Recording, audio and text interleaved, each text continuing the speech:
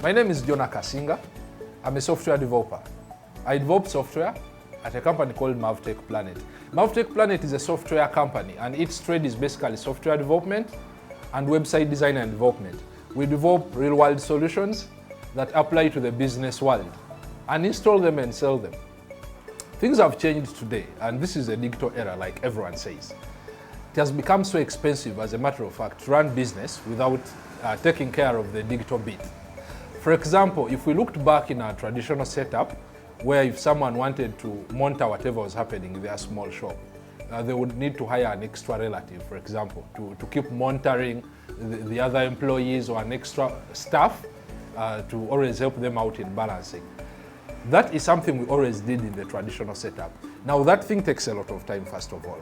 And like we always hear that it's human to error, it's indeed something that is erroneous at the end of the day. You'll always make errors. It's tedious, you're going to make errors, and it denies you that kind of liberty that, for example, you would have or you would enjoy if, for example, you had a machine doing for you that bit of the work. Saturdays, I usually joke with some of my friends. Saturdays are supposed to be for golf, attending parties. But if you're still acting that traditional kind of setup of I'm not in the digital era, then as people are going to play golf, you'll be locked inside your shop trying to balance stock and trying to reconcile your books throughout the week.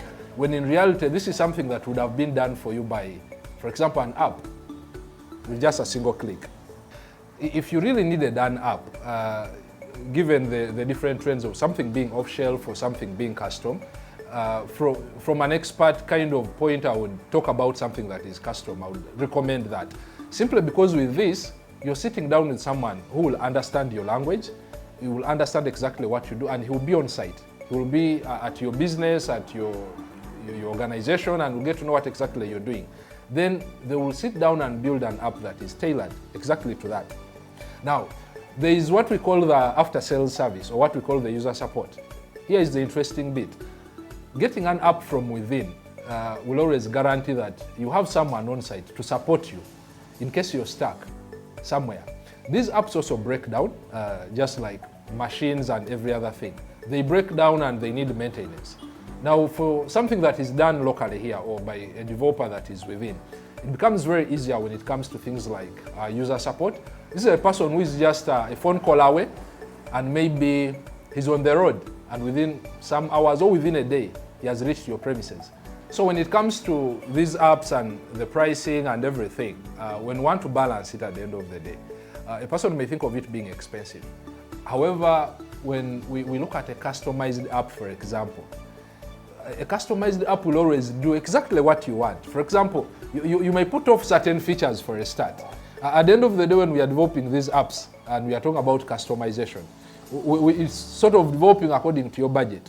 So something will be developed for you to put off the big tasks that are disturbing in your business or that are being a big challenge to you in your business.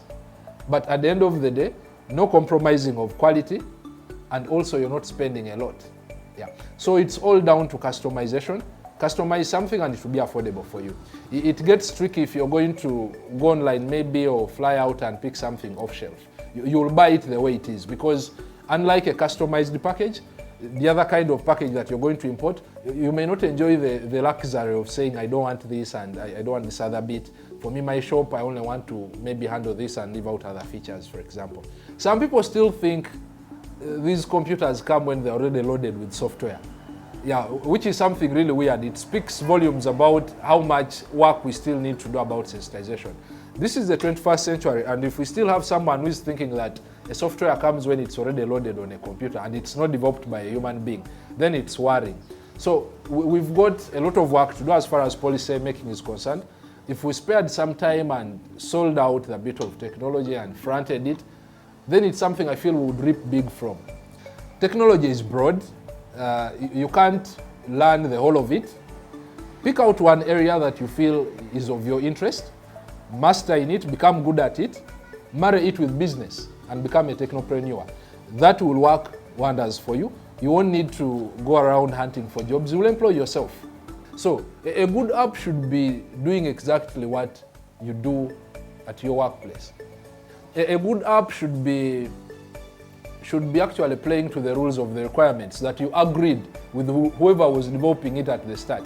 That's how we term it. And of course, a good app should be easy for you to use.